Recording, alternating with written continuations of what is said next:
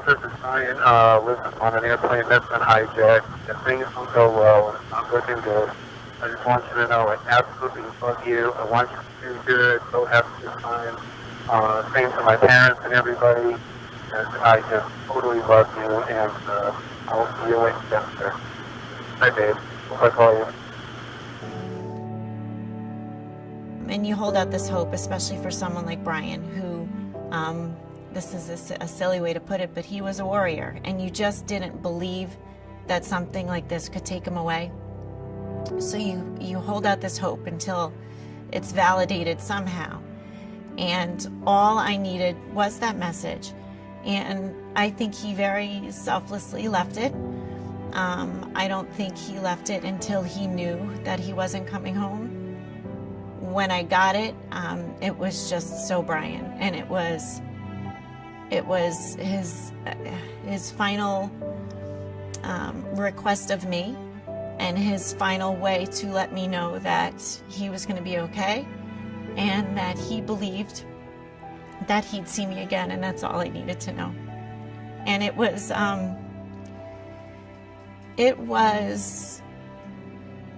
I'm thankful for it. So thankful for that message, because at least I know, without a shadow of a doubt, what he was thinking. The calmness in his voice soothed me. So I do have that.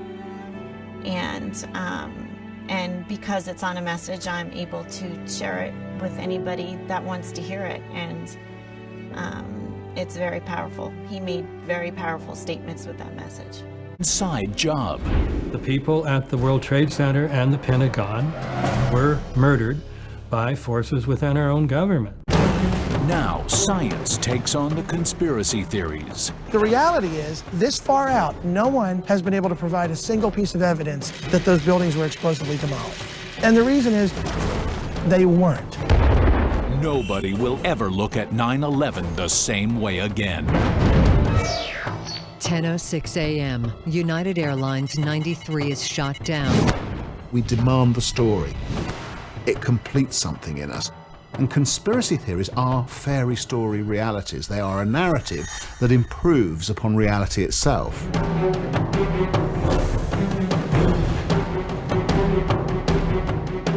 9/11, science and conspiracy.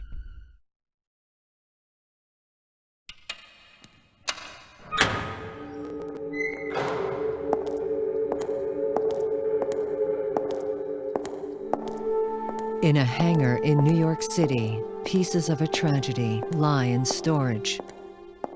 Closed to the public, these items were recovered from the location of the former World Trade Center, a site now known as Ground Zero. These are tangible artifacts. Their existence confirms that what once was is no longer. But the sequence of events that brought these artifacts into the hangar remains controversial. The one thing we can say most definitely about the towers is that they did not come down because they were hit by planes and then developed really hot fires.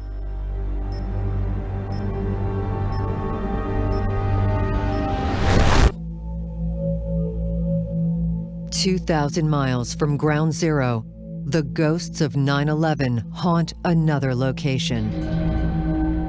On this test range, engineers conduct experiments that test the forensics of conspiracy, with results that only fuel the controversy.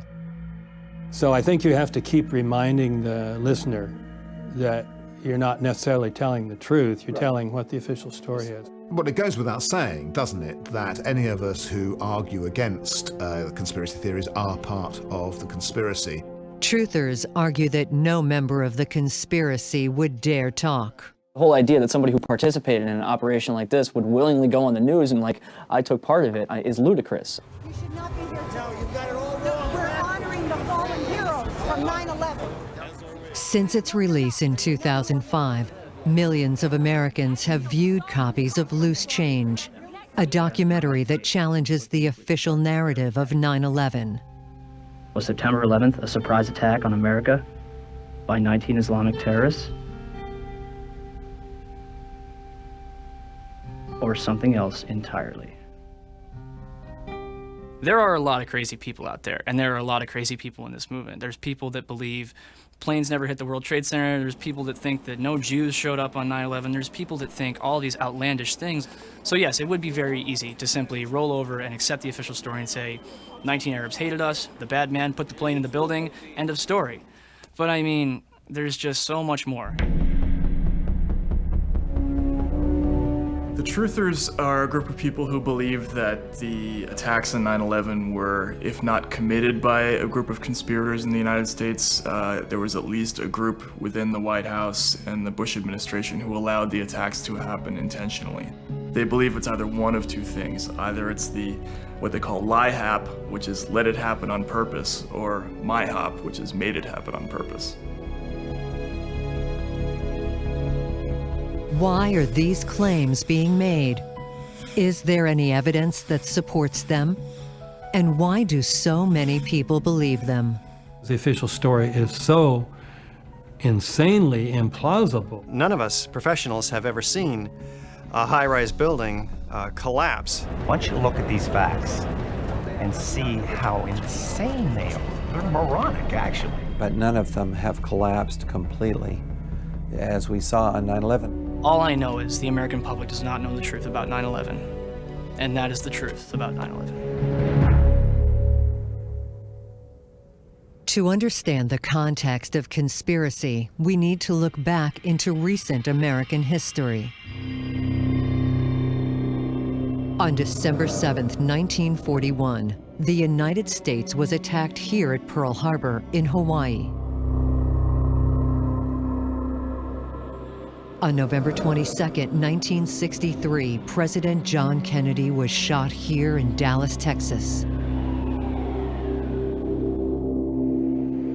And in New York City, the torn earth inside Ground Zero symbolizes another American trauma. These three catastrophes hang over their respective ground zeros and share more than traumatic impact. All three spawned conspiracy theories. One preeminent historian estimates that after the Pearl Harbor attack, 50% of Americans believed Franklin Roosevelt knew of the raid in advance, allowing it to happen in order to bring the United States into the Second World War.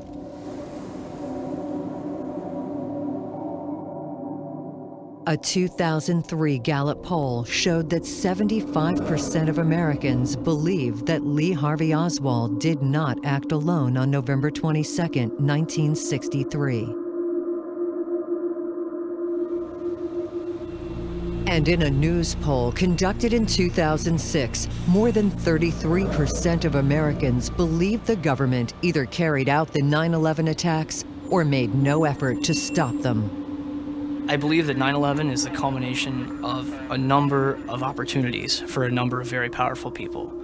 There were people that wanted to cash in on real estate. There were people that wanted to cash in on legislation being passed. There were people that wanted to cash in on the military-industrial complex and the stimulation of it that would happen immediately after 9/11.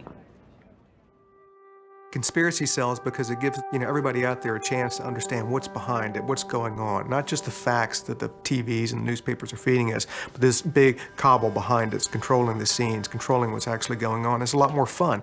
Adults like kids, they love to be scared. Conspiracies provide that safe scare.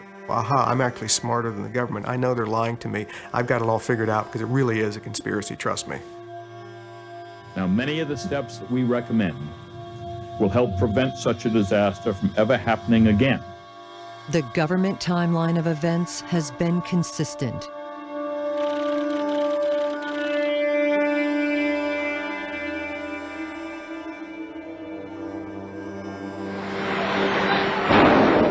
Traveling at 440 miles per hour and carrying about 10,000 gallons of jet fuel, Flight 11's nose impacts the 96th floor. the profile of the plane leaves a gash extending from the 93rd to the 99th floor.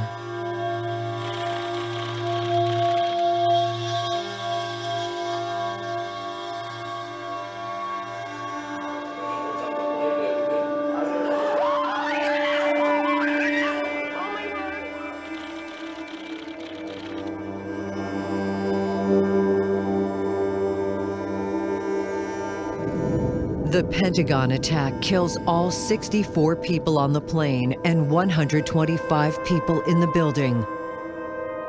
The FAA continues to track a fourth plane over Ohio, United Flight 93.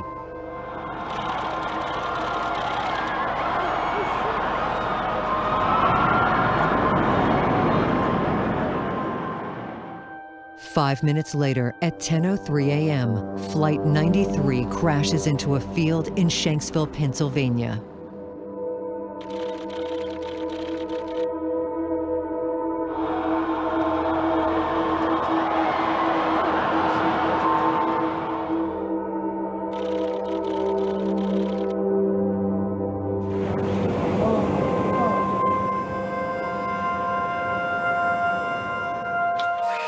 After 3 investigations, the U.S. government concludes 19 hijackers commandeered 4 planes in a terrorist attack that took the lives of 3,000 Americans. Some believe this official version of events is not only inconsistent with reality, it is an impossibility.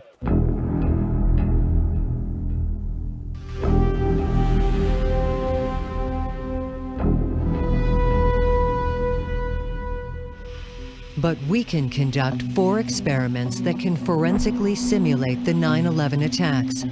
Experiments that challenge these conspiracy theories.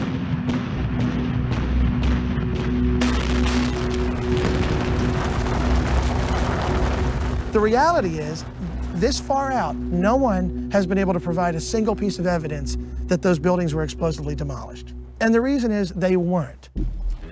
By presenting this new evidence to the truthers, they and we might learn more about their theories, their beliefs, and perhaps most importantly, why they want to believe. You take out some of those experiments you paid a lot of money for, but don't prove anything, you're going to have a lot of time to fill there that you can use.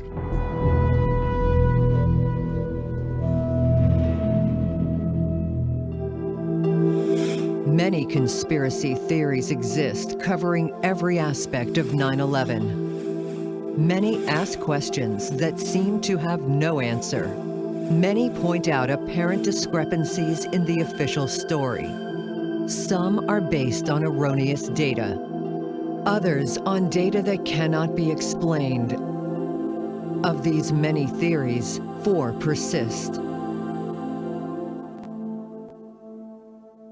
One of the central tenets of the official investigation is that the collapse of the Twin Towers was caused by fire, initially fueled by the 19,000 gallons of jet fuel contained in the 2 airliners.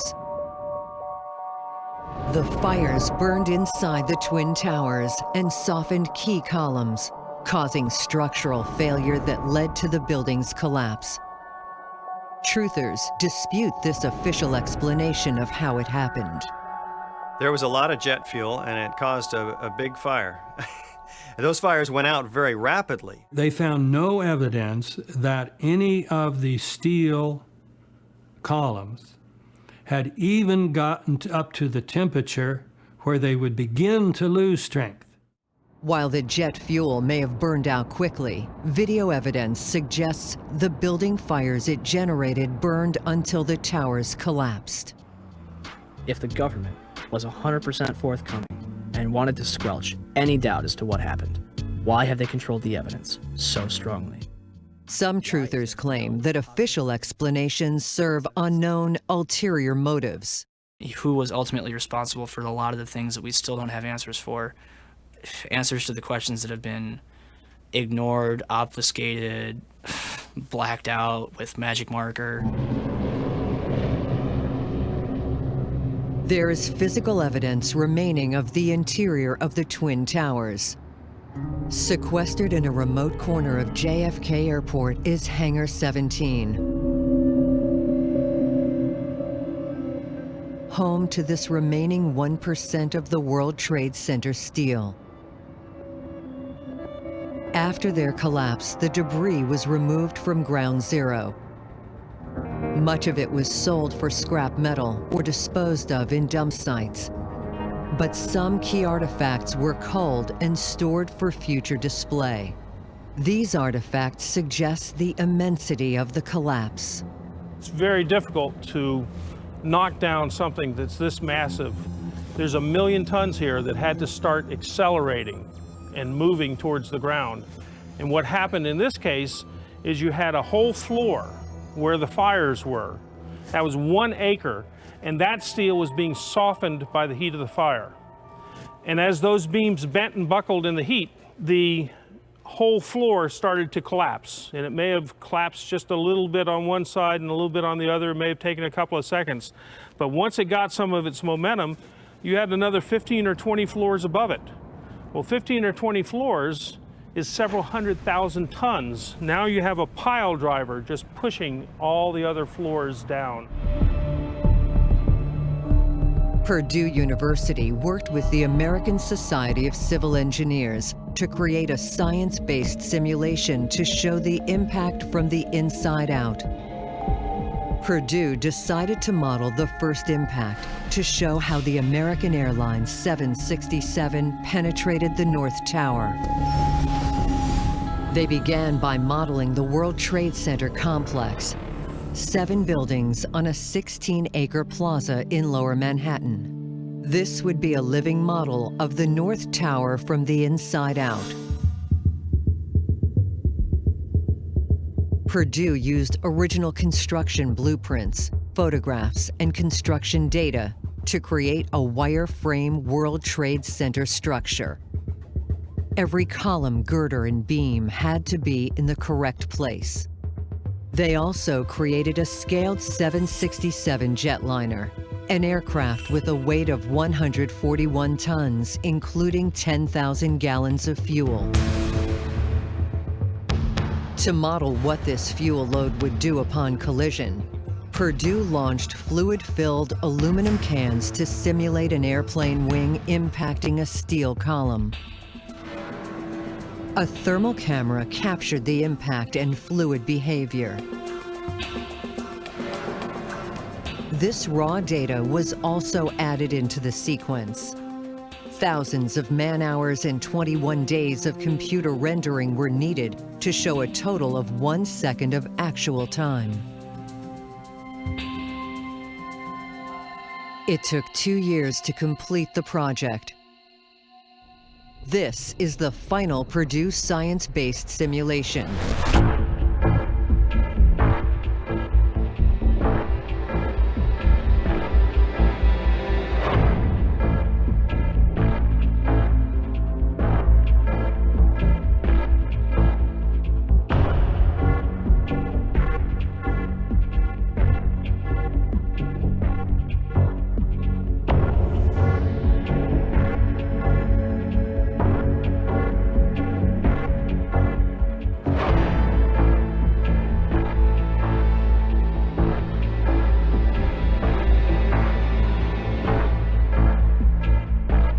The jetliner crashes into the 96th floor, severing a number of perimeter columns in the structure. And you see, I can tell you quite honestly that we didn't fudge. The broken columns in the facade, by calculation, coincide almost exactly with those that were broken, so that our model was correct.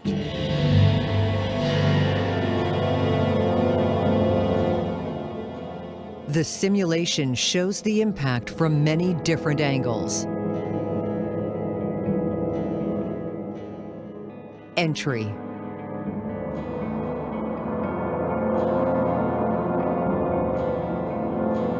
Internal destruction of supporting columns. Disintegration of the jetliner. Atomizing of the 10,000 gallons of fuel.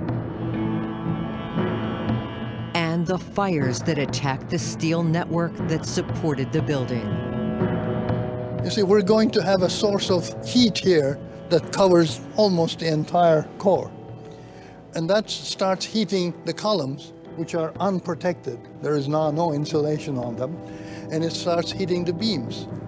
See, the beams, in a manner of speaking, provide restraint at the edges of the columns, which are loaded axially in the vertical direction. So it takes fuel and oxygen coming in, of course, to add the fire. The temperature here could have reached beyond 1200 degrees Fahrenheit. And that doesn't melt the steel, it softens it. And that softening makes the restraints on the columns not as effective, and the column itself becomes soft. So it bends to one side, and of course there is a vertical load on it, and that takes care of it. So it goes away, and that's what happened in that building.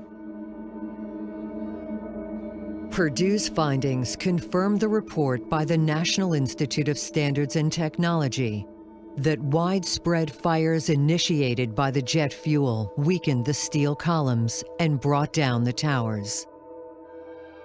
But the surviving metal in Hangar 17 doesn't reveal clues to support either side of the debate. After walking around here and looking at all this steel, it looks like exactly what I expect if a bunch of steel had a bunch of concrete and other steel fall on it. I also don't see any of the heat patterns that I'd expect from anything other than the fires that you might see after the thing burned on the ground after everything collapsed. There's really nothing here that wouldn't be expected from any normal collapse of a building. The chain of possession of this surviving physical evidence has been questioned by the truthers. Most of the steel from the World Trade Center destruction was gathered up and shipped over to Asia and melted down, destroyed. If you can imagine destroying evidence from a crime scene. But that's exactly what happened. But before any steel was shipped, NIST examined all of the World Trade Center steel and culled 237 pieces for use in their investigation. Some truthers believe that these girders are deliberate substitutes for the real evidence. And if the destroyed evidence could be examined, it would prove explosives were used to bring down the Twin Towers. Before 9/11 and since that one day, there have been 0 examples of high-rise steel frame buildings that have come down due to fires. And truthers dismiss Purdue's forensic simulation as the result of inaccurate or falsified data manipulation. It was like a controlled demolition, the distinctive kind of controlled demolition called implosion that makes the building come straight down. So you've got a massive amount of evidence that points towards implosion. To address this controversy, we will conduct physical experiments to illuminate what really happened in the 9/11 attacks. 2,000 miles away from Hangar 17 in the New Mexico desert, jet fuel, 2,000-degree heat, and steel girders are about to be put to the test.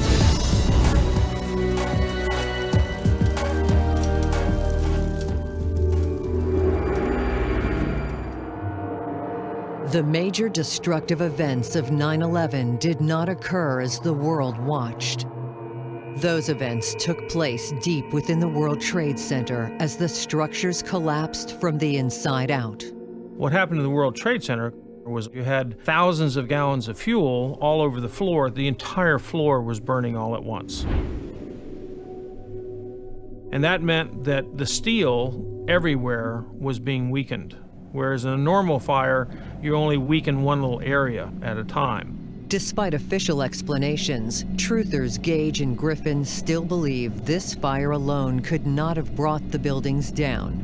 First of all, no steel frame high-rise building has ever come down in a total collapse because of any external damage or fire, even fire lasting 12, 15 or more hours.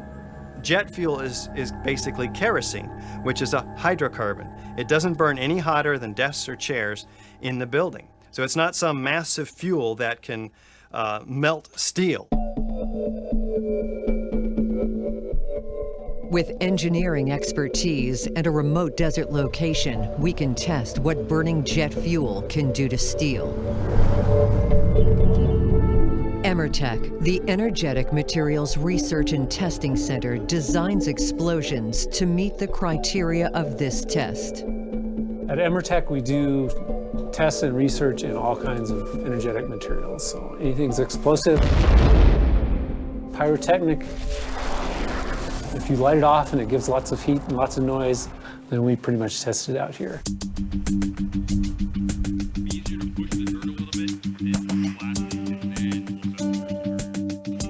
To show whether heat can really affect steel, an experiment will pit a 1-ton I-beam against 700 gallons of jet fuel. The official explanation of the collapse of the World Trade Center is that the fire in the building weakened the beams that linked the central core to the outer columns, and that broke the outer columns and brought the building down. So what we are trying to show is that if we took a weighted beam in a fuel flame and held it until it comes up to the temperature which weakens the steel, it will actually fail that beam. To melt steel, you have to get up to about 2,600 degrees Fahrenheit, and a fuel oil fire is not going to get hot enough to do that. But you don't have to get steel to the melting point for it to start weakening. In this test, a steel I-beam like those in the Twin Towers will be subjected to the heat from a jet fuel fire, the same flammable liquid spilled from the crashed airliners. Will the fire burn hot enough to deform the steel within the same window of time as the original structural failure? And we're going to just go get the beam, and it's 20 foot, so we'll just center it up on here. On one of the testing pads, workers construct a fire pit, which will contain a reservoir of jet fuel. Though the World Trade Center had fireproofing on the beams, the National Institute of Standards and Technology reports that material had been knocked off at the moment of impact. And where the insulation was dislodged, the temperature of the steel rose rapidly. So in our test, a bare beam is used. We're not doing an actual full-scale beam because to load a full-scale beam would take an immense load. And so we've scaled it back. We just have a small I-beam. It's W8 by 18, which basically means 8 inches high, 18 pounds per foot. And we're loading it with about 3,000 pounds. Unless you want to tack them on, lift them and cut them off, tack them on. These weights ensure that the beam was scaled to match the design load of the steel. This beam is then placed over the fire pit.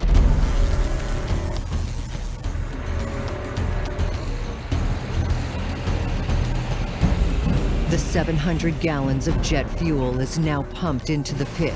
Grounding? Yeah. The fuel truck must be grounded.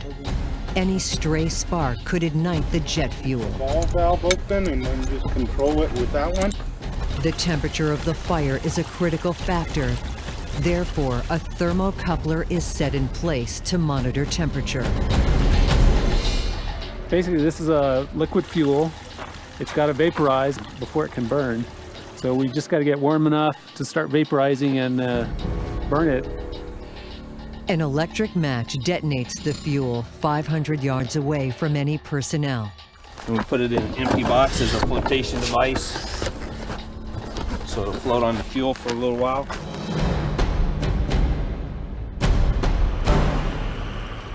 The jet fuel is calculated to burn for 30 minutes. 2, 1. Will the metal maintain its structural integrity?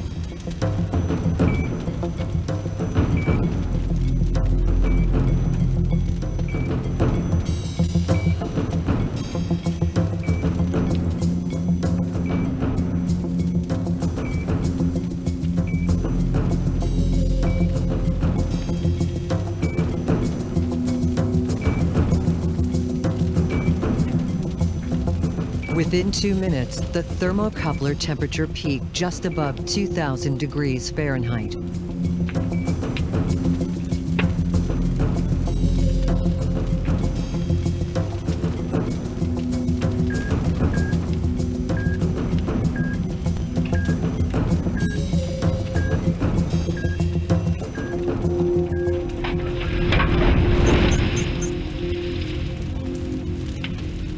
Complete structural failure took less than 4 minutes.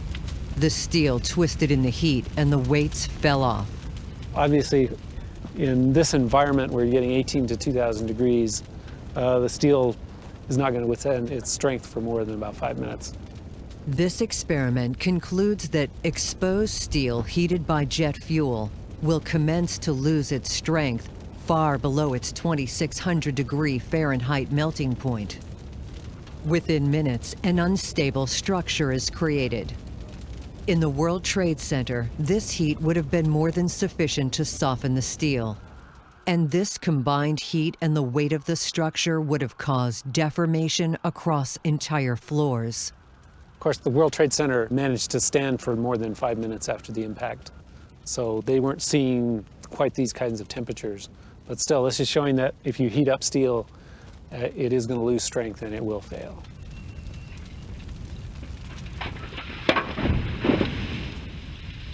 But evidence, no matter how conclusive, is still subject to debate. See the product? To fully understand the dynamics of an alleged 9/11 conspiracy, one must also observe how truthers process information that challenges their beliefs. Managed to stand for more than 5 We shared the results of this test with 2 truthers conversant with these fire issues. It is going to lose strength and it will fail. Okay, yeah, let's stop here. I think I know where this guy's going. He's going to test an isolated piece of steel. If so, that's a straw man argument. This test does not refute or even address the overwhelming evidence for explosive controlled demolition. David Ray Griffin, theologian and author of 8 books that posit the government's involvement in the 9/11 attacks.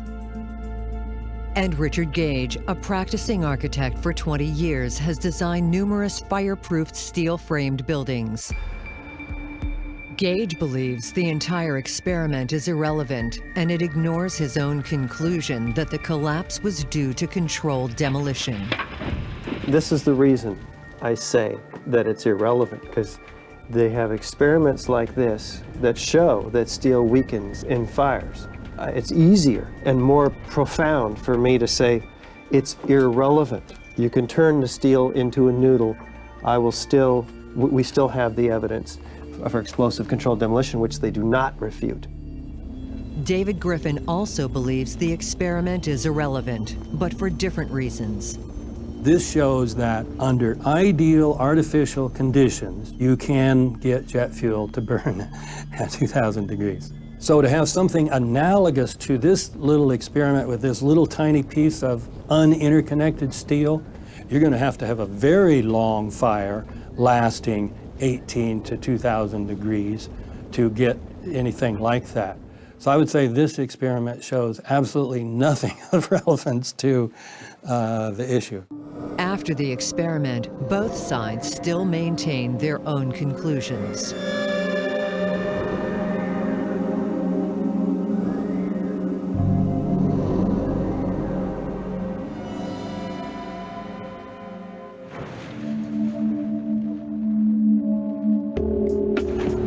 But both truthers and the 9/11 Commission would agree on one fact: the buildings clearly did collapse.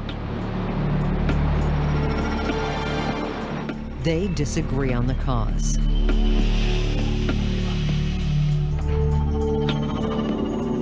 If the collapse wasn't caused by the fire from the jet fuel, truthers believe it had to have been the result of a controlled demolition. But it is possible to address this issue of demolition in a very direct way.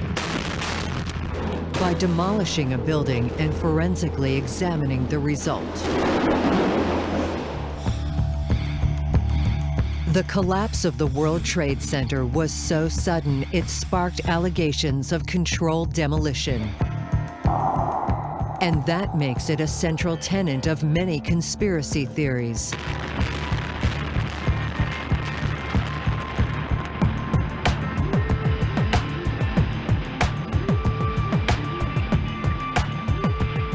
What we're looking at is the massive, overwhelming evidence for explosive controlled demolition of the structure.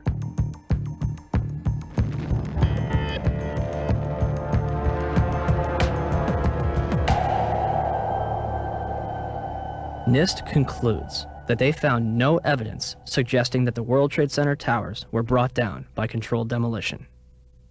Where would people get an idea like that? Conspiracists base these conclusions on a series of visual observations. Number 1, the sudden onset of destruction. With fires, you tend to get slow collapse, and instead it moves all of a sudden as if there were explosives that took out the support, and then things start to move. Number 2, videos show isolated explosive ejections 20 to 40 stories below the demolition front. These are propelled by explosive speeds. That cannot be denied. Number 3, the towers collapse at free fall speed through the path of greatest resistance. How do you get the upper structure to fall at nearly free fall speed through all this material that's in the way? Number 4, first responders reported explosions and flashes. You had over 100 members of the New York Fire Department given testimonies about explosions going off before and while they were coming down. Number 5, 1,200-foot diameter debris field. No pancaked floors found. Not one floor is found at the bottom of this 110-floor pancake collapse in either tower.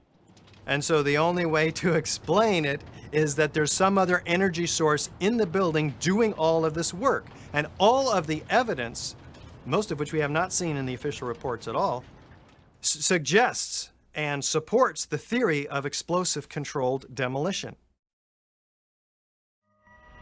But before any debate about these demolition claims, the perpetrators must have loaded both towers with thousands of explosives without being detected. Would that even be possible? This is a key component of any demolition theory. There is only one way to really understand how a demolition works, and that is to watch one as it unfolds. On a college campus, we followed step by step the complex process of explosive prep and loading destined to claim a 9-story steel frame dormitory. Before the blast team can do their job, which is actually attach explosives to the building, there's a general demolition contractor who prepares the building for the blaster to do his job. Neighbors Demolition moves on to the site and knocks out the brick facade on the bottom 2 floors, creating a soft ground floor. The first thing they did here was they cut away the walls and exposed the columns. A blaster or explosives cannot do anything without columns being exposed. You need to have access to them. In the Twin Towers, the demolition team would have needed access to 47 inner core columns without being detected.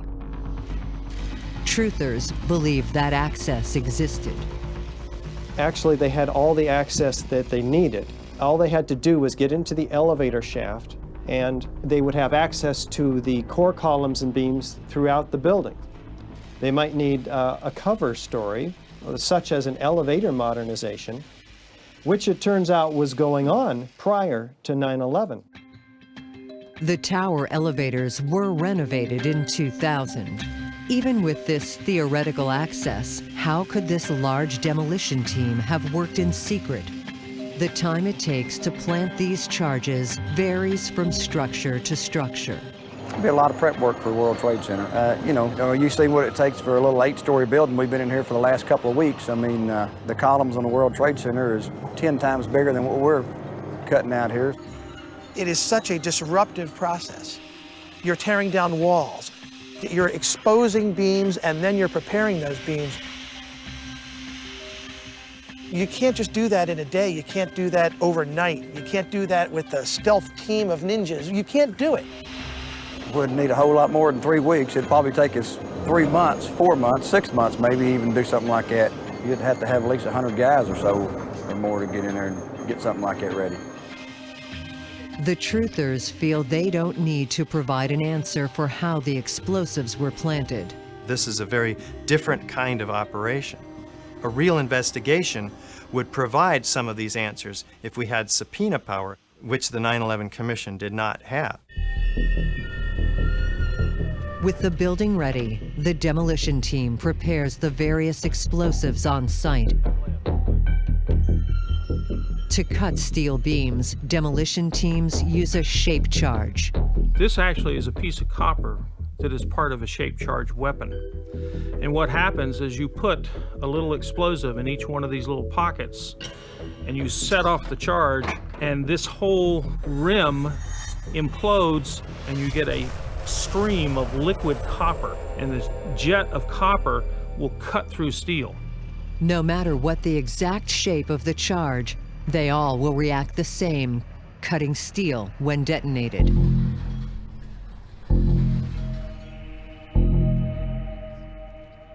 Now, personnel clear, and the demolition team places copper-shaped charges on all 24 support columns. Now, this is a linear shape charge, and it's wired in with the dynamite. When it cuts, it'll cut this column right on this angle, and then this piece will be deflected and displaced in that direction. You have to do the math, but it's 400 grains to a foot, 7,000 grains to make a pound. So it's not really that much, but it's potent stuff. I mean, it'll just blow the snot out of that concrete. After double-checking their explosives, the demolition team touches off the fuse.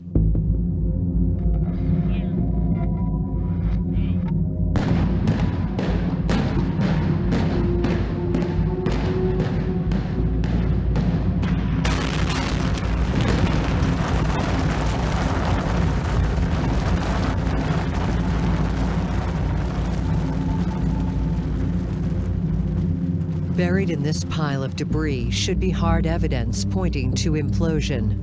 Evidence that should have been found in the rubble of the World Trade Center.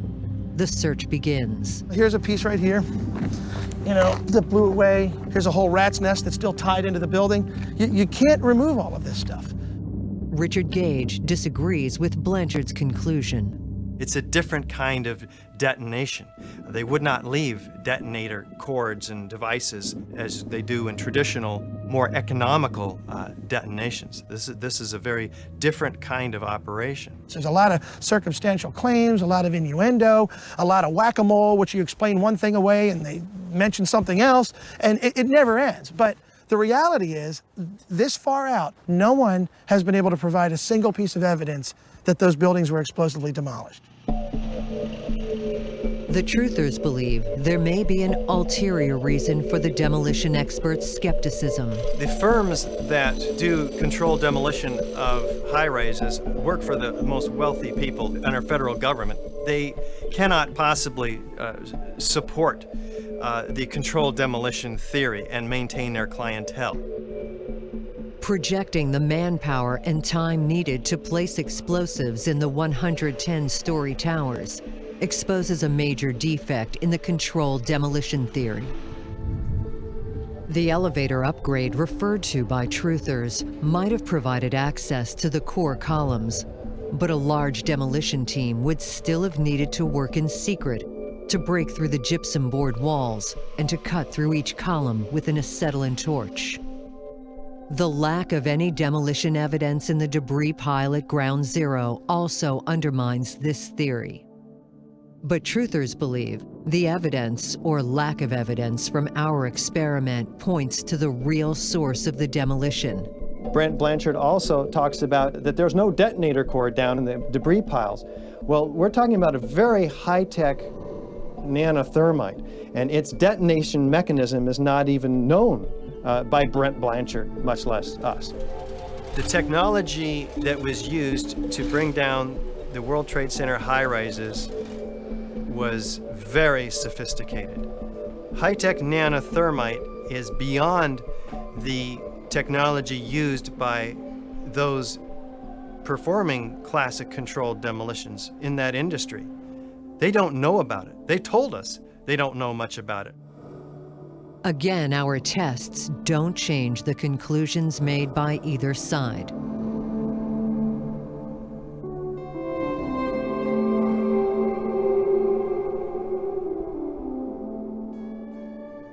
Molten metal exceeding 2,000 degrees Fahrenheit was discovered in the rubble of Ground Zero, underneath the Twin Towers and Building 7. Even with heavy rain on September 14th and 21st, a constant stream of fire retardants and water, described as creating a giant lake, these fires would not be extinguished until December 13th, 2001, making it the longest burning structural fire in history. If thermite was the key to the conspiracy, then we need to observe how thermite burns and destroys as well. And in the New Mexico desert, that demonstration is about to begin.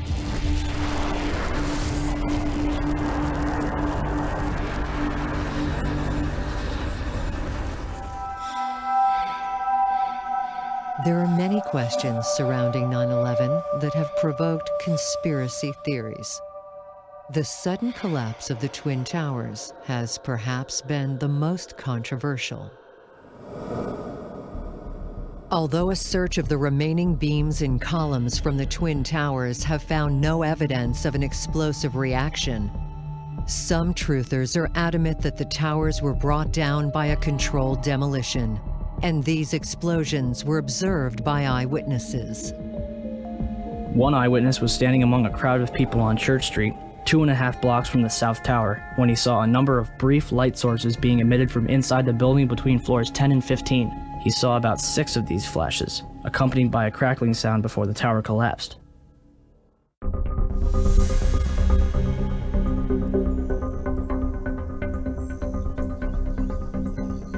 Professional demolition teams use a shape charge made from a C4 explosive to cut steel and send buildings crashing into their own footprint.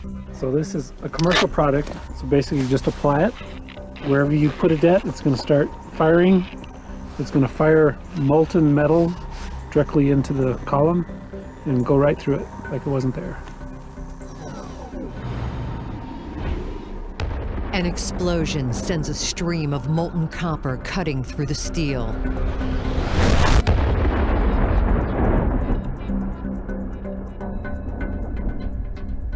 But the real evidence of any demolition job is in the aftermath.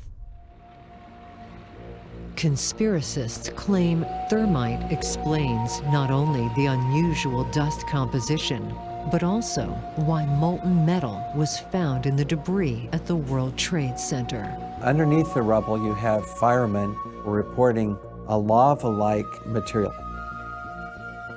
This molten metal is found by first responders, several tons of it, in the base of all 3 World Trade Center high-rises.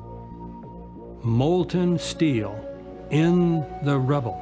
So somehow steel did melt, and yet the fire was not anywhere close to the temperature required to melt steel.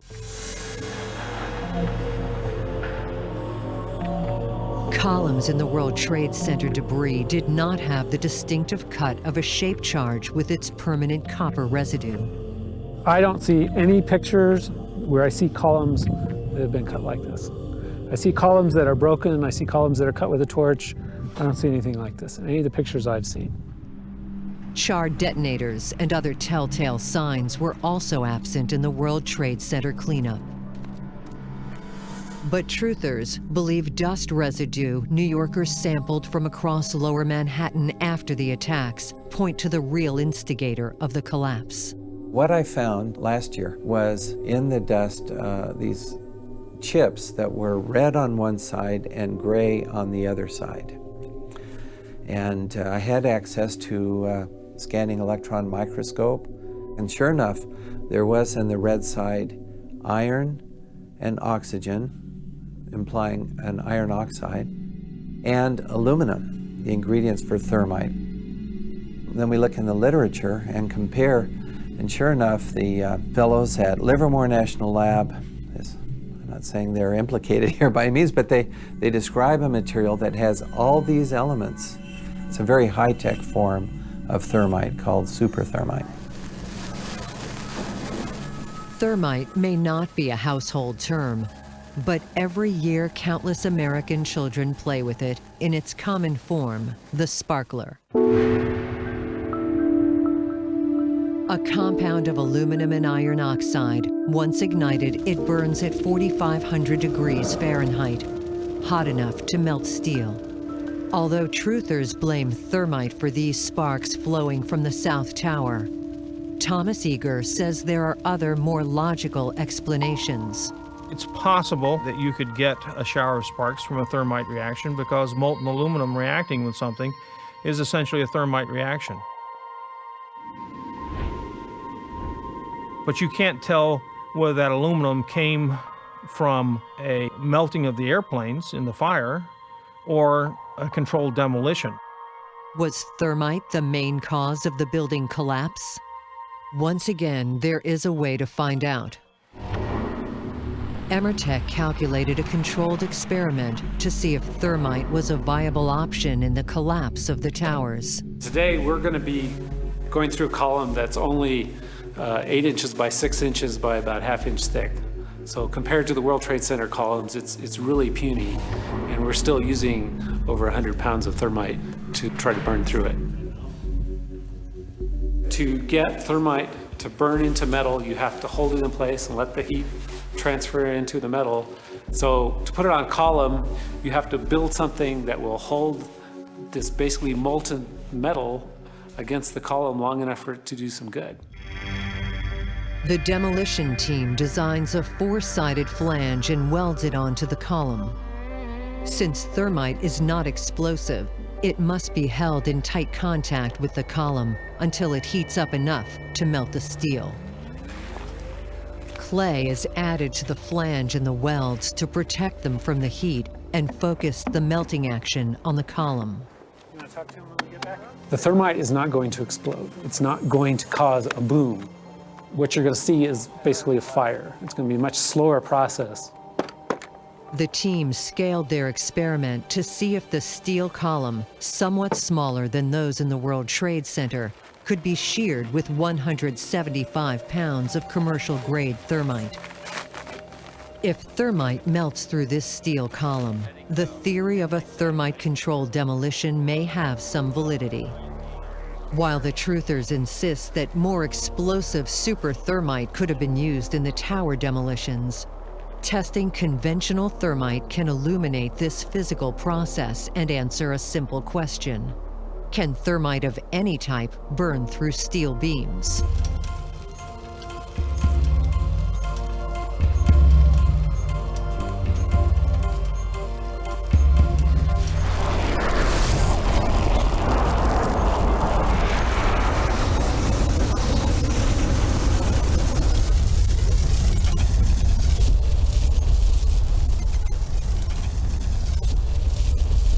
Lining it with clay wasn't a total success. We can see where the clay broke off, but it looks like most of the material just basically boiled out, and we did not get that heating action that we wanted on the column.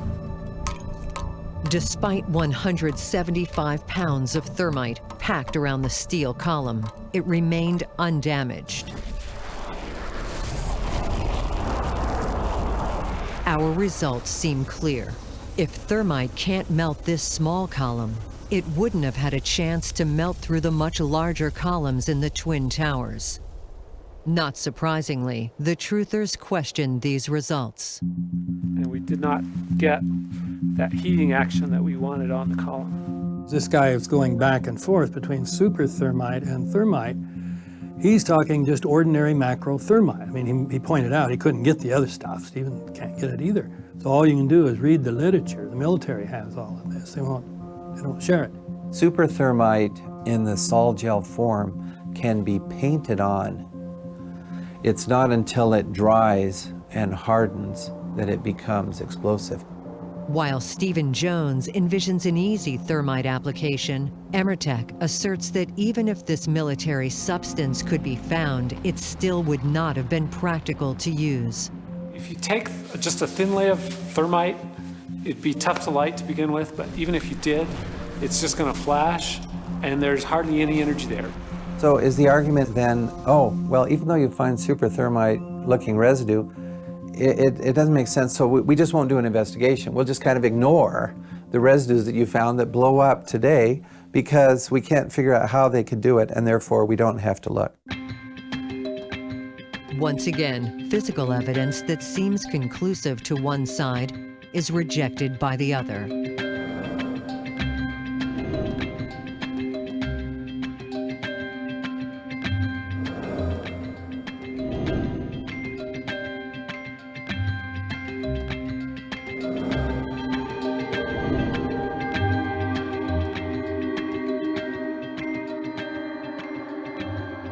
Nowhere is this dichotomy more pronounced than in the events that took place at the other ground zero of September 11th, the Pentagon. Those that think a 757 did not hit are fueled by the damage to the building and lack of large structural debris outside. Particularly, the lack of damage from the wings and vertical stabilizer, and the fact that those objects, as well as the engines, were never fully recovered. Rejecting pictures that show airliner debris, truthers believe that something else struck the Pentagon, either a plane loaded with explosives or some other flying warhead. Once again, a theory needs to be put to a forensic test. There were two simultaneous attacks on American soil on September 11, 2001. The attack on the Pentagon has also been questioned by the 9/11 Truth Movement. One theory distills many of their arguments.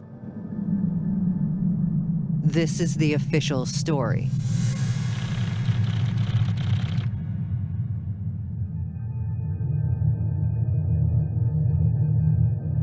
About 30 minutes after takeoff, the plane is hijacked and is turned towards Washington.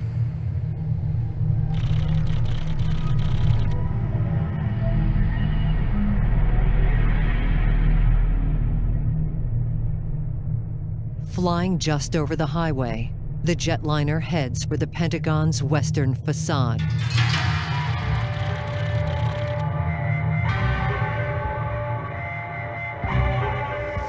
"189 people are killed."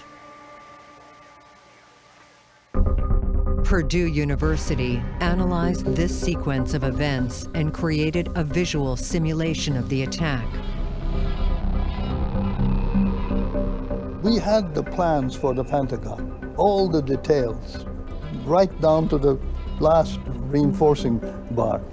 The speed of the airplane and the direction from which came was given to us by the Transport Safety Institute, which presumably came from the black box that they found afterwards. Purdue broke down the event into its basic components. Flight 77's path, its trajectory, the fuselage breaking up, and aftermath. And what you're seeing here is that as the plane enters, the columns cut in the front, which is pretty fragile. It's really nothing but a cylinder. And when the column comes, it cuts into it. The Pentagon building itself killed no one. There was a collapse about 25 minutes later, after the firemen came there and started filling the building full of water.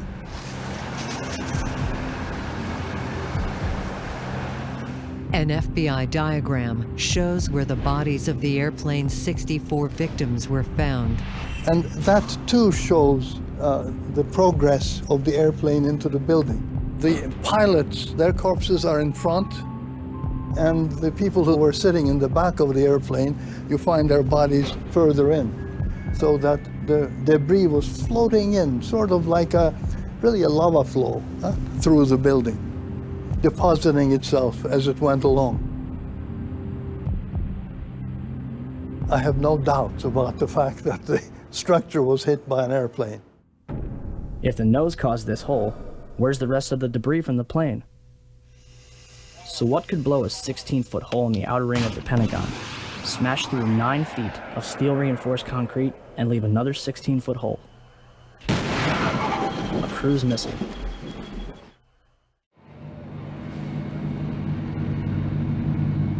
At first they said that their cameras didn't capture it. They're like, none of our cameras captured the event. We have no footage. You're never going to see what happened. The truthers consider the supposed lack of video evidence a smoking gun. From the eyewitnesses that I've spoke to, stretching as far back as a mile away from the Pentagon, they all saw a large plane headed for the building. With that being said, what may have actually struck the building, I can't prove.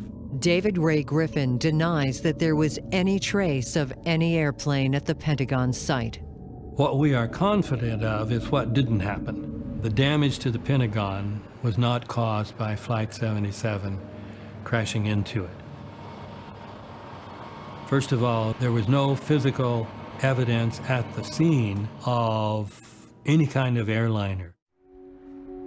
Patrick Smith is an author and commercial pilot who writes for the online publication Salon. I think the wreckage that you see at the Pentagon is perfectly consistent with an airplane going several hundred miles an hour into a reinforced masonry building. You know, that's not a normal airline crash where you tend to have large chunks of the plane still intact. David Ray Griffin has a different opinion. You had people outside the building, you had people inside the building. They all reported no big pieces of an airplane. The government tells me it was Flight 77, but I haven't seen any serial numbers. I haven't seen any wreckage positively identified from Flight 77, and I don't think that Hani Hanjour could have pulled off the maneuver attributed to him. You know, he was basically just up there flailing around. I think the maneuvers, for lack of a better term, that he was performing, you know, proved him to be the crappy pilot that he, by all accounts, was. Some truthers insist that the damage to the Pentagon, gaping holes without a telltale wing or tail imprint, could only have been made by a missile or bomb. Is it possible that a commercial airliner could account for this hole and this catastrophic damage inside the Pentagon? We asked Emertech to develop a two-part test to examine this issue. First, they will launch a projectile into a simulated structure. That damage pattern will then be compared to the actual Pentagon pictures. Second, they will plant a bomb in this same structure, and after the explosion, again compare that debris field to the same Pentagon pictures. We're going to look at the difference between a projectile striking a structure versus an explosive event in the structure. So I'm trying to see that a plane striking a building is different than a missile striking a building. This 1,000-foot steel rail is built for speed. What we're trying to do is get the projectile moving at 500 miles an hour, about the same speed as the aircraft. The sled track will launch a projectile propelled by a 5-inch rocket motor. This orange tube is actually an approximation of the airplane because of the fact that it's just a thin wall, aluminum cylinder, which in effect is all an airplane is. This just doesn't have the wings, the tail. We want to just leave it as the cylinder shape so we know where it goes and impacts our target. Purdue asserts it was the impacting body of the jetliner that did the damage. The wings were of little consequence because the Pentagon was so heavily reinforced. Workers position a 4-ton steel backstop to prevent the 500-mile-per-hour sled from impacting the Pentagon target. We are not recreating the Pentagon. We just have some common building materials as our target. So I'm not claiming that this is a simulation of the actual event. I'm just trying to show the difference between a projectile striking and an explosive event. 10 spaced cement boards make up a scaled-down target mirroring the 5 rings of the Pentagon. The projectile is strapped onto the sled. Once the optimal speed is obtained, blades slice the webbing to release the projectile. You'll see that we'll hit and impact both knife blades at the same time. There's one on this side and one on this side. Workers prepare the target and move it into place. Rocket motors are always considered dangerous because they're a low voltage initiated item, and they're also radiation hazard. They also have a lot of fire and heat. They can detonate if they're mishandled.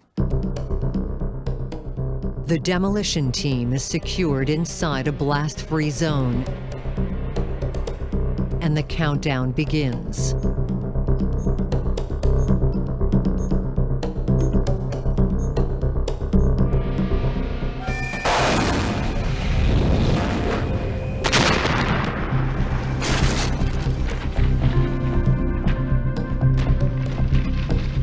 The first test is a failure.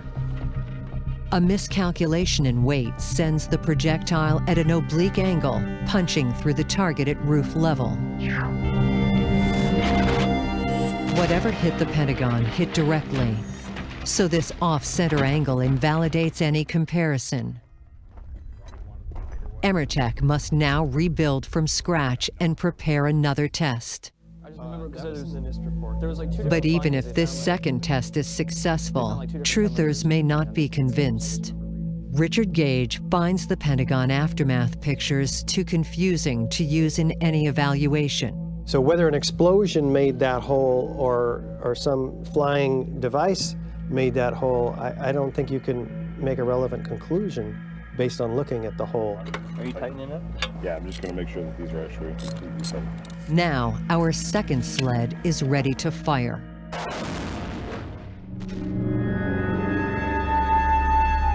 Truthers claim American Airlines Flight 77 did not hit the Pentagon on the morning of September 11, 2001. Opinions differ at this point.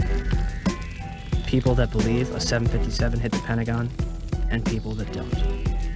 Those that believe a 757 did hit are fueled by the damage path, wreckage outside the building, and eyewitness testimony.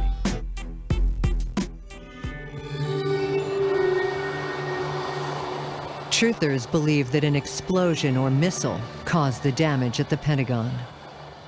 We shouldn't need another wake-up call. The official story declares that a jetliner with 64 passengers slammed into the reinforced limestone building.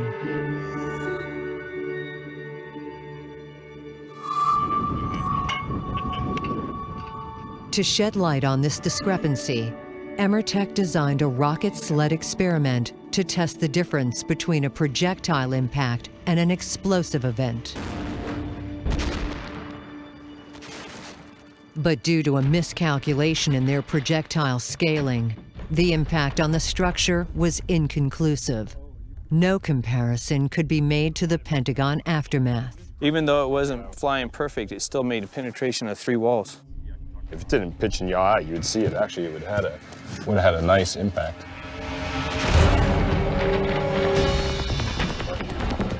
The team prepares a second projectile and a new rocket sled to carry out their original experiment. So we've added some more grout to this tube just so it'll carry through the structure, and we're just getting ready to go. Again, the team is sequestered for the countdown and launch.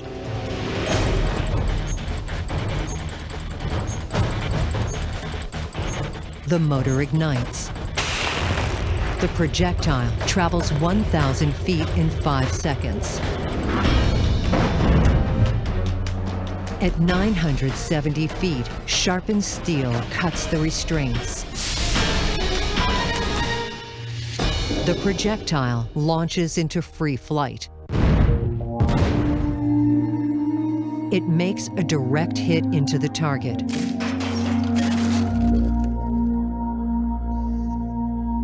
This time, the experiment is a success. And we can see damage is projecting from the front to the back, and it's about the size of our projectile all the way through. The results of this test show what the impact looks like. The structure is basically intact with a penetration hole the approximate size of the projectile. This photo shows the exterior wall of the Pentagon just moments after the impact. The facade is damaged and the holes created essentially match the dimensions of a 757 jetliner.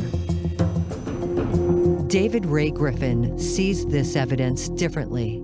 Let's assume it is a fact that something went through this outer reinforced facade and went clear through the C-ring.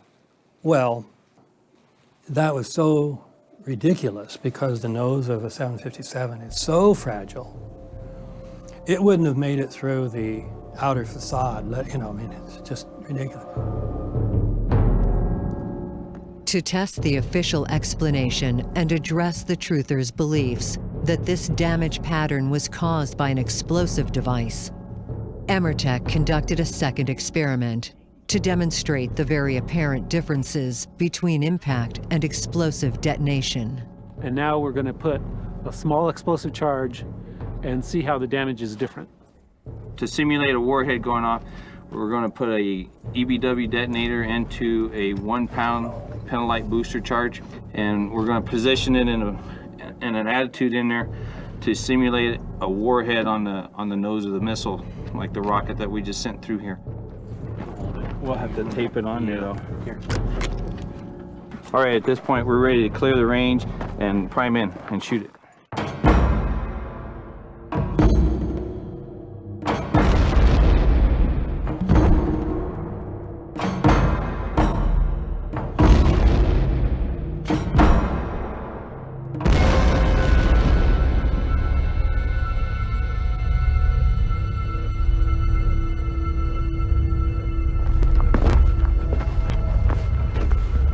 Okay, so here's the remains of our structure. We just hung 1 pound charge right about here, and you can see that it blew the structure away from the point of explosion. So it blew the floor down, blew the walls out, blew those walls back, and that's what an explosive does. It drives everything away from the explosive charge. So this is a completely different kind of damage than we saw from the projectile, which just went right through it. Though Emertech demonstrations indicate a penetration rather than an explosion, this does little to end the debate. David Ray Griffin doesn't agree with this photo comparison. And then some photos emerged that showed it is a gash that's about 90 feet long. Now it's very uneven, and it even looks like the stuff is coming out rather than going in.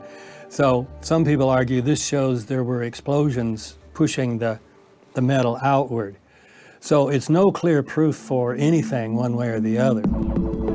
Gage and Griffin returned to our first experiment with the rocket sled and simulated jetliner. Right. They asked to speak with Emertech's Robert Abernathy. It seemed like you were scaling down this the size of the aluminum to a very, very thin wall, and yet you kept the speed at 500 miles an hour. That doesn't seem like a fair scaling. Had you thought about that? There was different ways it could be scaled down, and the way I was doing it was to scale the material down and keep the velocity the same. Yeah, I saw that. David Ray Griffin has a question too. The experiment you did, is it relevant anymore? Well, does it not explain the hole in the outer wall of the Pentagon? Oh, the outer hole, in the facade? Yes. Well, possibly. I mean, it's one theory, yeah.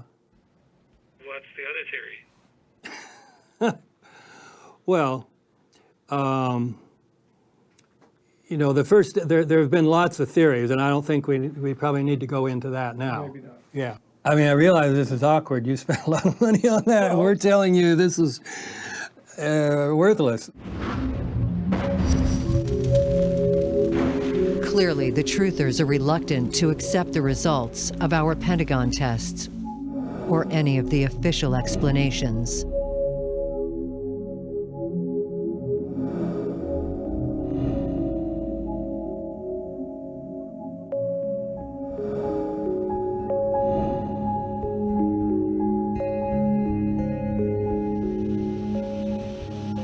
The truthers are determined to believe that the official story is wrong. The experiments, the arguments, the government investigations, it makes no difference.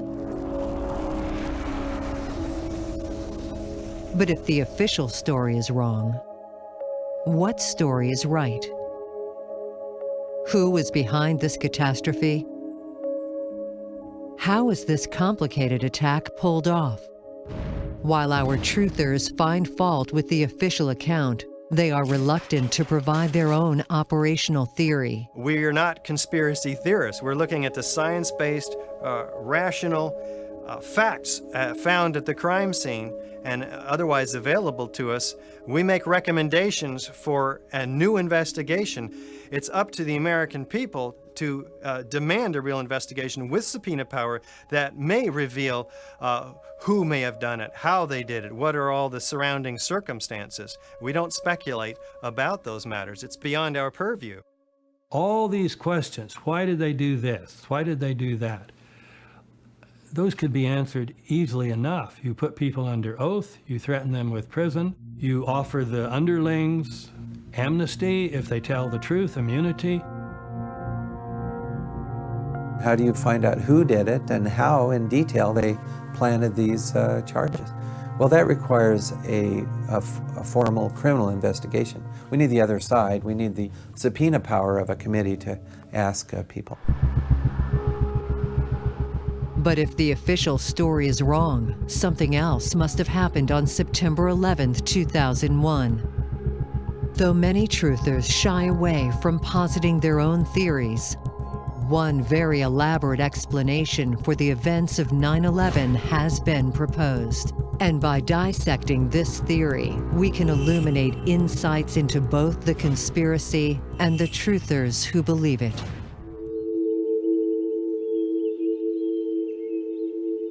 Truthers are certain in their beliefs that the official story of the 9/11 attacks is wrong. And when confronted by any evidence that questions their beliefs, that evidence is rejected. This is an inside job that the people at the World Trade Center and the people at the Pentagon were murdered by forces within our own government. That's clearly what most of us in the 9/11 Truth Movement believe.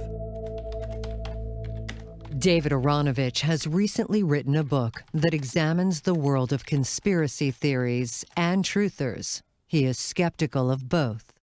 As long as conspiracy theorists are confined to raising what they call disturbing questions about the official theory, they're on safe ground.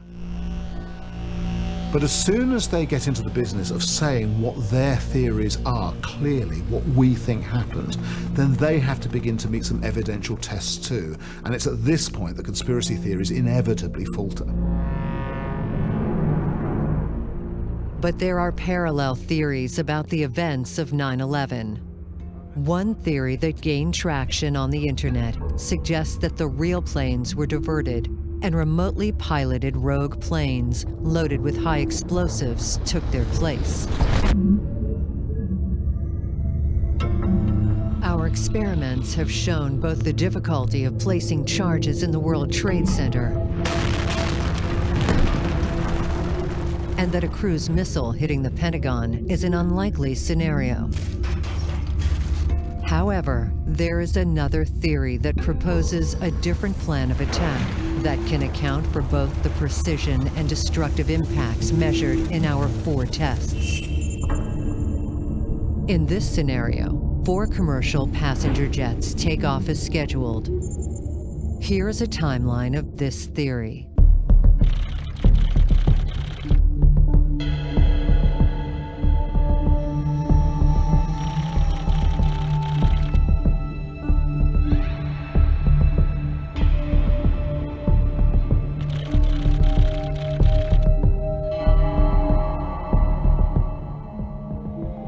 "8:30 a.m. in the alternate theory, a rogue plane painted to look like the real thing assumes the flight path of American Airlines 11, which is diverted to a secret airfield controlled by the military in Pennsylvania.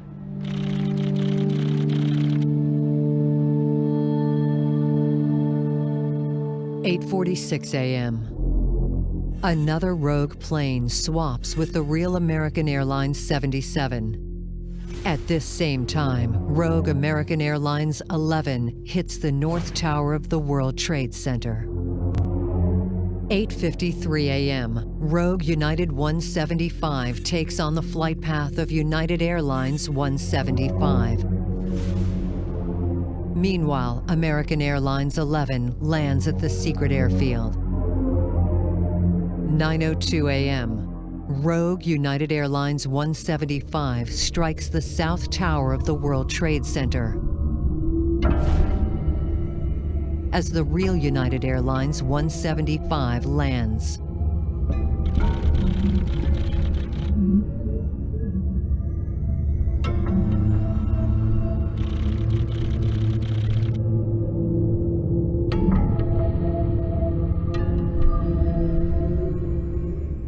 "9:37 a.m.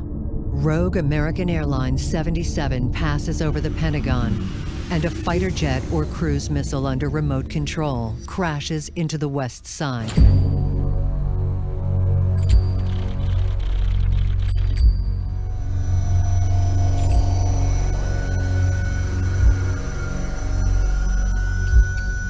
"10:06 a.m., United Airlines 93 is shot down, eliminating all innocent witnesses. This timeline accounts for many things, but like the other conspiracy theories, it has at least one major flaw. It would require a very large number of people to succeed. For 9/11 to have been a conspiracy, we would be talking about several thousand people having to be involved. We'd be talking about people in the military, we'd be talking about people in the police, we'd be talking about people in the New York City government, people in the national government, people for the airlines, we'd be talking about relatives of some of those who were supposed to have phoned, officials at national, city and statewide, those who were responsible subsequently for intimidating other witnesses out of talking. We'd be talking about the demolition teams who were sent into the towers. We'd be talking about the people who let them into the towers in the first place, who saw them go in and decided not to give witness afterwards. Thousands and thousands of people. So obviously the U.S. government has a long history of being involved in all kinds of shenanigans and dishonest things, but this is so far beyond the pale. This would be a conspiracy that would have to involve thousands, if not tens of thousands of people, and it involved the slaughter of 5,000 or 6,000 people, and there were just so many moving parts, and that's just not the way the conspiracies work in real life. It's too massive and too messy, and it just involves too many people for them to pull off successfully. Award-winning author David Baldacci has made conspiracy his business. His recent best-selling series involves conspiracies at the highest levels of government. He believes his fictional stories are more plausible than these conspiracy theories. I could build a conspiracy theory out of pretty much anything, you know. It's just the not knowing that bothers people, the not knowing absolutely. JFK was probably the most classic example of that. People don't want to believe it was one guy. And they don't want to believe it was one guy because they don't want to believe that in some ways one guy was able to do that, because that means that we were just inept. Even in a fictional context, Baldacci believes that the more participants, the less likely a secret can be preserved. I've read a lot of the conspiracy theories about 9/11 on the internet and news, all different venues. And for me, all of them are too complicated. Conspiracies are only as strong as its weakest link. If you only have one thing that goes wrong in that chain, your co-conspirator rats you out, the whole conspiracy collapses. So not even bothering with who was behind it or what the motivation was. What are the ground forces you would need, the elements you would need to take on a 9/11 sort of situation? You need to make it simple, not complicated. The amount of money that would have had to have been involved in planning this conspiracy, it just boggles the mind. I mean, you think about all the different people who would have had to have been on the payroll, the hijackers themselves, the people in the Air Force who allowed it to happen, the people in the press who turned a blind eye to all this, the White House officials who covered it up.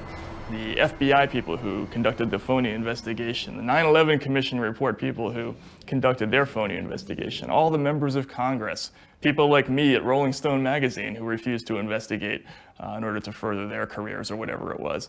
It's preposterous. But if the logic behind a vast 9/11 conspiracy unravels under forensic scrutiny, why do so many truthers embrace it? One of the things that I think motivates us to want conspiracy theories is that we have a huge desire for what we might call narrative, for stories. Look at the structure of the stories that we prefer. Look at the structures of fairy stories. They are made in a very kind of particular way. And conspiracy theories are fairy story realities. They are a narrative that improves upon reality itself. It would have burned up all the fuel that was present. So you wouldn't have everything. It is clear that people who want to believe will believe. But why? Stop. We don't refute every detail. We refute most details. The answer may lie as much in the past as it does in the present. Nobody wants to feel like they were just beaten by just one person, random guy who picked up a gun and had, you know, a vague idea of what he was going to do. He went up into the book depository building, opened the window, and blew away the President of the United States with a lucky shot. Nobody wants to believe that. It's human mentality to want to build complex scenarios to answer simple questions. And I think that was JFK, Marilyn Monroe, 9/11, you know, the list can go on and on. George Mercurius. Deborah Murray. Raymond Joseph Metz III. Millions of people around the world believe the truth behind 9/11 has not been told. We have been and continue to be lied to about the events of September 11th, and that elements within the United States government and mainstream media continue to cover up the truth. I think that is one of the reasons why an actual investigation hasn't been brought forward, because it would still be an investigative body within the jurisdiction of the United States government. There would still be a way for the investigation to be compromised. And I feel that our country, our government, and our mindset as a whole would not be where it is today without 9/11. And I don't think it's by accident, I think it's by design. Recent history provides parallels to the 9/11 truth movement. There are 3 locations in America that mark a recent national trauma and the birthplace of a conspiracy. Pearl Harbor, Dealey Plaza, and Ground Zero. There might be a map into the dark heart of these common grounds.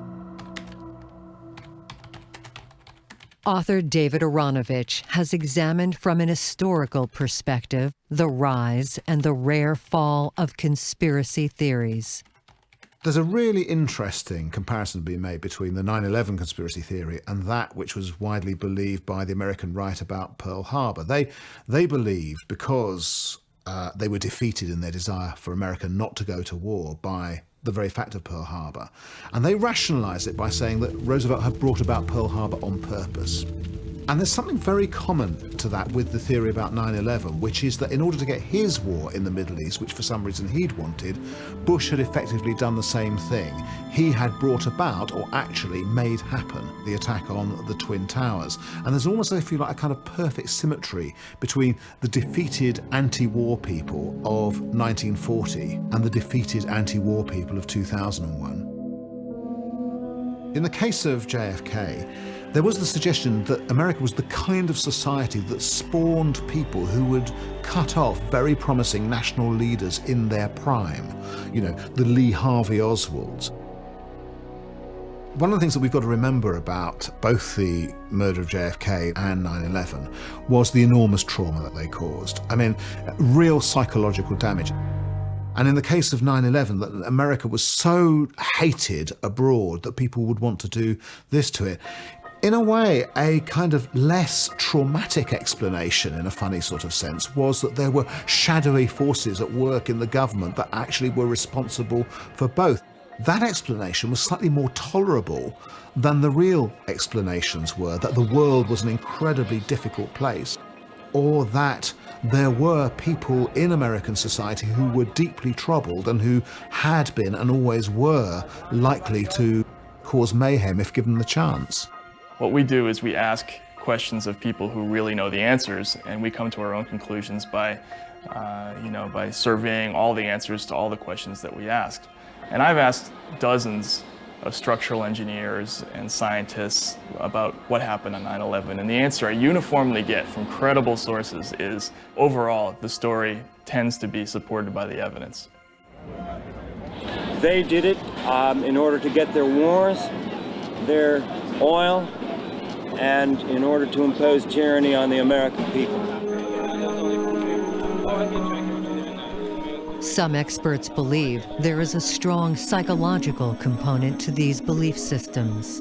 I talked about conspiracy theories with friends of mine and acquaintances who work in the fields of psychoanalysis and psychotherapy. Not least because one of the major explanations always given is that people are paranoid. Two things came out really. First was the desire to have a story always that is better than reality. We demand the story. It completes something in us.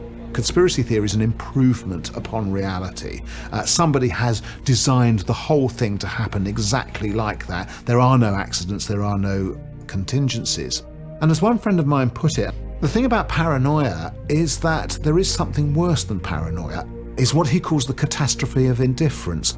Conspiracy theories posits a situation which we're never on our own because there's always some form of intelligence organising the events of the world into some kind of shape or pattern. But suppose there isn't a shape or a pattern. That's the thing which is really intolerable. This perspective might explain the real results of our experiments. Not our forensic conclusions, but the reaction of those who seem to dispute not only these findings, but the entire idea of testing the strengths or weaknesses of their arguments. But no one, no matter what their beliefs, can deny that a trauma occurred that has not been healed, and in fact may never be healed. What happened on 9/11? The gap between truthers and the official story seems more and more like a chasm. If you show film footage of that building collapsing on your show, and I hope you do, it looks precisely like those film footages of controlled demolitions of housing projects in the ghetto. I have my doubts of exactly what went on, how it went down, and like who was informed, and just how it all happened. Unless my eyes are a conspiracy, I mean, they're entitled to their opinions, but you know what they say about opinions. I'll say it again. Why are they hiding from us? What are they hiding from us? And what's it going to take until people in this country give a damn and do something about it? America has been hijacked.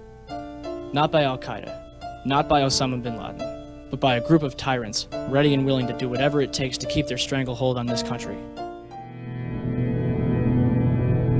The reason these conspiracy theories are going to go on forever is that their only goal is to get something they can't possibly get, which is complete and total access to all the files and all the information in the Pentagon and in the White House.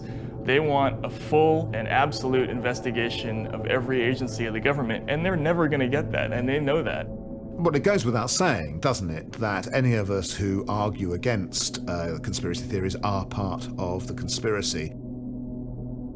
It's interesting that for conspiracy theorists, it's quite often the case that they cannot accept the sincerity of others. Their own sincerity is not in doubt.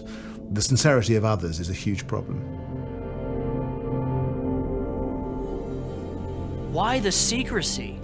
If we were taken by surprise, if this truly was a surprise terrorist attack on our country, why the secrecy? Why is everything national security? Why is everything, oh, this is an open investigation? If we were caught off guard, if we truly were the victims of a terrorist attack, why are we so reticent to share the evidence about what happened? Why is the government so unwilling to tell us what they know? Why the secrecy? Instead of accepting the facts presented by experts, truthers continue their search for elusive answers. There's way too much secrecy, obfuscation, and denial going on for 9/11 to have been what it is advertised as.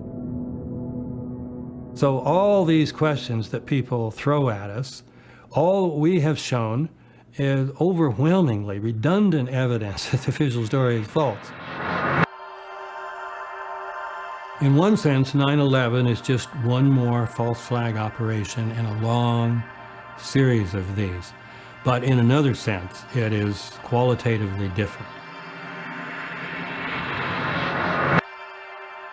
It is so obviously a false flag operation. The official story is so obviously false. It is the biggest, most complex false flag operation of all time. There isn't a point that I can see whereby David Ray Griffin and I are going to be able to sit down in a room and say, do you know what? We've come to a mutually agreed version of what the events are. I can't see any way in which this quasi-religious need to believe in the conspiracy, which has been grown and which is confirmed with every meeting they undertake, with every email they send each other, is going to be dissipated. What I did say to a young 9/11 truther last week, I said, look, I have this bet, it's a really irritating one for you, but in 20 years' time, when I'm on my deathbed, you'll come to me and say, you know that silly theory I had back in 2009? I repent.